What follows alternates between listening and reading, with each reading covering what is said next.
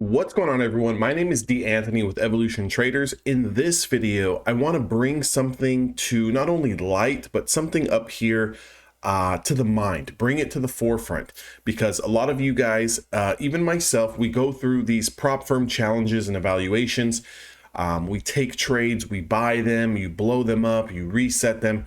Let's actually kind of work together and treat this video as like a brainstorm. Let's kind of bring things into light. What are some of the pros, what are some of the cons, as far as how many trades we should be taking, how much risk we should be putting on the table, so forth and so forth. And let's kind of actually brainstorm a little bit of a risk management plan that we can implement, kind of make some rules. And if we can follow this and stick to the script, let's kind of run some math and see, potentially how long this can take to pass, right? So stick around in this video.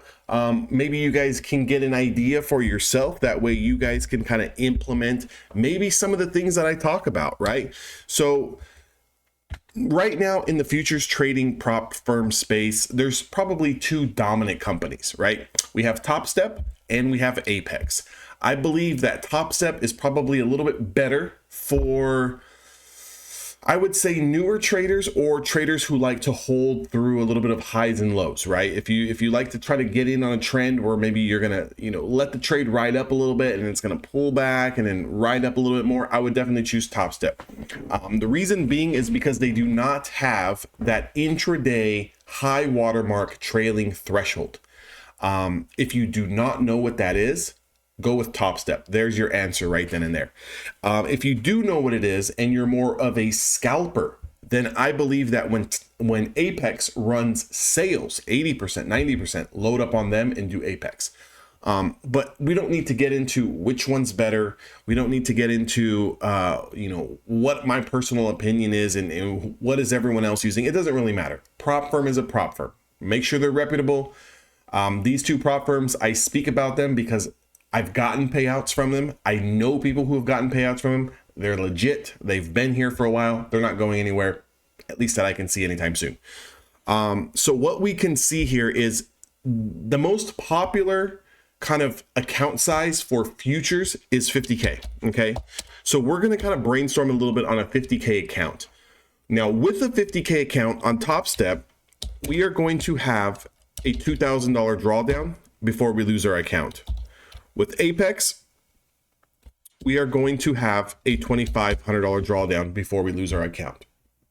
So essentially, it doesn't really matter, which company you're on. $500 extra wiggle room is not that much. It's about the same. So I want to tailor a risk management plan to something that's going to be able to fit into that drawdown. Okay, so disregard the 50,000. You don't have 50,000, right? Because you don't sure as heck get to draw down 50,000. So if we only get to draw down $2,000, $2,500, that's our account size. That's what we have to try to protect that risk. So what I would like to do is probably set up my risk management plan, strategy, whatever we want to call this. I would like to set it up in a way where if I do take a losing day, I'm not going to lose my account. If I do lose one or two or even three trades back to back to back in one singular day, I do not lose my account. So I think for most traders, and probably 70 to 80% of traders out there going through these evaluation processes, I think that we should probably stick to something of like a 0.5, a 0.5% risk, either per trade or per day. Now, what's going to differentiate either whether we're risking a 0.5% per trade or per day? Well, okay. Do you want to be a trader that's going to kind of maybe take one trade or even two trades in the day and let that trade win? And if it wins, you stop trading on the day? Or are you a trader who wants to take multiple setups, right? So if you have a strategy that's going to be setting up multiple times in the day, where you kind of know yourself as a trader and you are a type of trader who wants to sit there and you want to, I want to go long, I want to go short, I want to go long again. You just like trading. That's fine. I'm not going to sit here and tell you, only take one trade a day. And I'm not going to sit here and tell you to take a million trades a day. But if you have a process that's going to give you, let's say 3, 4, 5, 6 setups, well, then we can't risk 0.5% per trade. What we can do is kind of cut that down to risk 0.5% a day. So what that would mean is, if let's say on one particular trade, we are going to play and especially in this trading plan, I do not want to trade mini contracts. I want to trade micros. You can pass evaluations trading micros. You can make good money trading micros. Now, there's some people out there that think, well, you know, when I trade micro contracts, I only see it go up. My P&L is only up $10, $15. I get it, but that's also baloney, right? I've played 2 or even 3 micro contracts, and I've watched the P&L go up $70, $80, $100, $130. Like quickly. Like if you're in the right move and the move is going with momentum and you're getting 20, 30, 40 points out of the move, it happens. And it happens more times than you guys really think. You can make good money. So let's say trader A, right? Trader A wants to be able to take 2 or 3 setups. What I would say trader A needs to do is set a hard daily loss limit for themselves. Again, because these prop firms are going to let you continue to trade. They'll let you blow up your account in one day if you can. So what we need to do is set up a $250 daily loss limit for ourselves. Then from there, we need to kind of position size ourselves so we can take 2 or 3 trades. So what would that entail? What that would entail is I do not want to lose no more than 50 to 60 bucks a trade. So for example, if I'm going to trade the NQ, we know that it's going to move $2 a point. Okay. So the NQ moves $2 for every point. Okay. So all we have to do is double it. So if I win 10 points, I'm going to make $20. If I lose 10 points on a trade, I'm going to lose $20.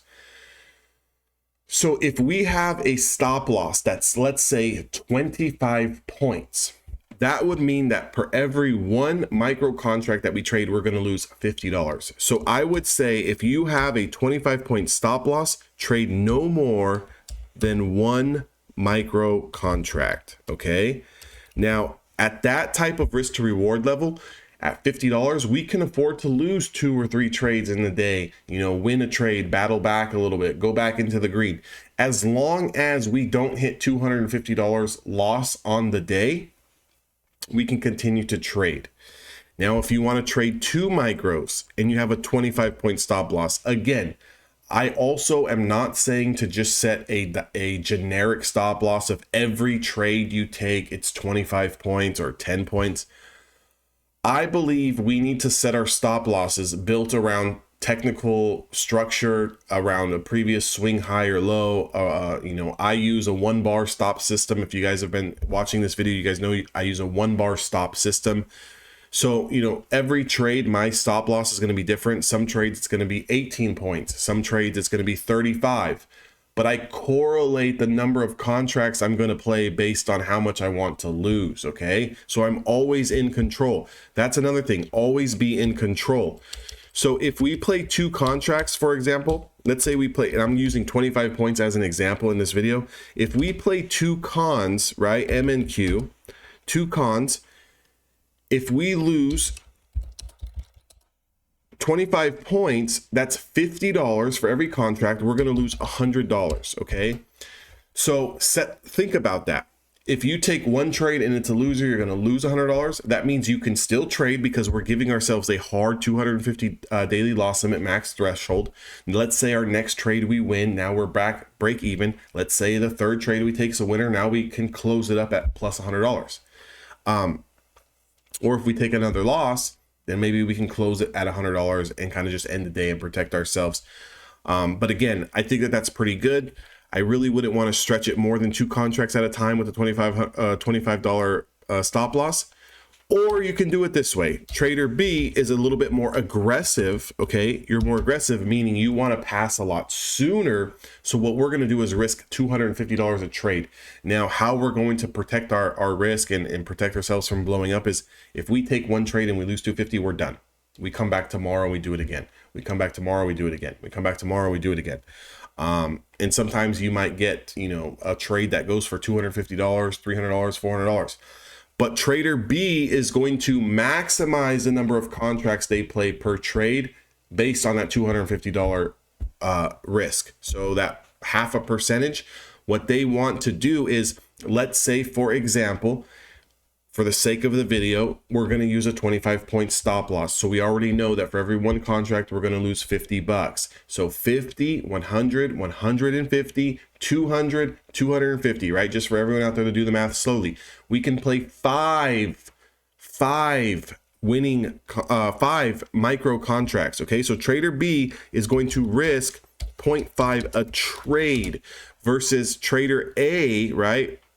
I put trader 1, but trader A just has that 250 daily loss limit. Now, trader B still has a 250 max loss. Because again, if we want to pass and we want to stay in the business, we have to set a hard daily loss limit. Okay. Now, if you're going to sit here and tell me, well, I want a $500 loss limit.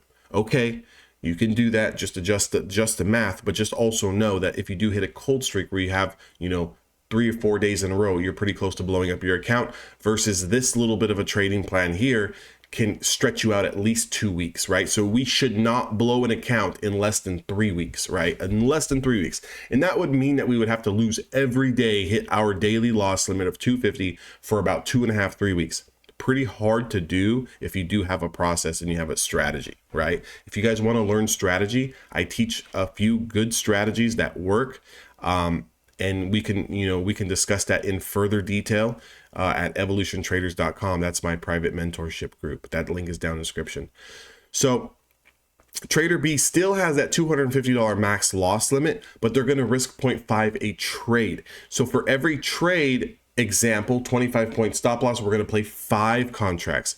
If it's like a 10-point stop loss and we're only going to lose $20, right? If we're only going to lose $20 for every 10 points or whatever, then we can play double. We can play 10 contracts, right? Or we can get into, maybe we play 1 mini. If we're giving up 10 points only, maybe we can play 1 mini, right? So again, we can adjust our risk and our contracts based on our stop loss. So I would say in this particular situation, at a $250 daily loss limit, we would have to lose 10 days in a row, which is 2 trading weeks, before we lose an account. I think that if a trader comes in with this type of plan and this type of strategy, you're not going to lose 10 days in a row. So you're going to have a few winning days in there. You're going to have a couple scratch days in there. You're going to have a couple losing days in there. You can actually see that it's going to give you a lot more time than 2 weeks, maybe 3 weeks, 4 weeks, a month and a half, before you actually even run the risk of losing that account. But in the meanwhile, what it's going to do is build up your experience. It's going to allow you to take more trades. It's going to allow you to make adjustments. It's going to allow you to see the mistakes that you're making emotionally, because again, risk management is very important. Strategy is very important. Price action is very important. But all in all, this is a game against yourself. And while you're taking trades, you know, you're down 10 trades, you're down 20 trades, you got 30 trades in your book, you're going to start to see what are some of the mistakes that you, my friend, are making. Not the market, not your risk management strategy, not the process, your edge. Again, all of that stuff is perfect, but you're going to see, once you're in the live markets and you're taking trades, you start to get that little bit of a feeling in you, the over trading feeling, the feeling of wanting to make more money, where let's say you had a great week and you made $100, 3 days in a row, you're up $300 on the week, and you're kind of telling yourself, man, if I just would have had double the size, I would have made $600 this week. And what do? You double your size next week, you give all of that back and you lose some, you put yourself right back in the hole. So again, trading is very hard, but it's very hard on you, not because the markets are hard. The markets are the markets. Some days they're great, some days they're crap, and some days they just don't do anything at all and they're very frustrating. Don't blame the markets, blame yourself. If you don't have the discipline, my friends, you will fail. If you can't control your emotions, you will fail. If you are a greedy SOB, you're also going to fail at this game. So again, this is a test and this is a challenge to you. How disciplined can you stay over the next 30 days? I guarantee you, if you do implement a strategy like this, a risk management strategy like this, and you take trades and you have a process, and you have a strategy, after 30 days, you're going to see how profitable you are, or is your strategy or process not profitable, but what it's going to do, more importantly, is allow you to have a little bit of face-to-face with yourself as a human and as a trader. Are you being detrimental to this process, or do you need to adjust something on the numbers wise? But most of you out there are going to get so impatient, and you're going to double your size, and you're going to trade outside your process, looking for new strategies and new indicators, and taking a low of day, a high of day break, a reversal bounce here, doing all of this wacky stuff that goes against all of your trading plan and goes against your strategy and your process, because you want to make more money, or you want to make your losses back, when in fact you have nothing but time, my friends, to pass these evaluations and to take these payouts. Why not just do it the right way and do it day in and day out, and day in and day out? If you're looking for a little bit more help, my link is down in the description box below. I would love to work with you guys going into 2024. But maybe this gave you a little bit of an idea. Maybe it opened up, some thinking, right? And I want you to, don't just show up to the markets on Monday ready to trade, thinking that you're going to, catch the big move off the open. Why don't you take a little bit of time for yourself? It's Saturday, guys. It's 4:30 in the afternoon here in California, and I'm working. This is working. I am helping you guys get, some clarity here. If I can do this and I can put out this video and make this content for you, the least you can do for yourself is sit down and write down some numbers. Sit down and write down, what is your risk management strategy now? A lot of you don't really have one. And if you do, congratulations, but how well are you following it? Have you followed it the last 30 days to a T? I mean, where you did not deviate at all from it, or did you break some rules?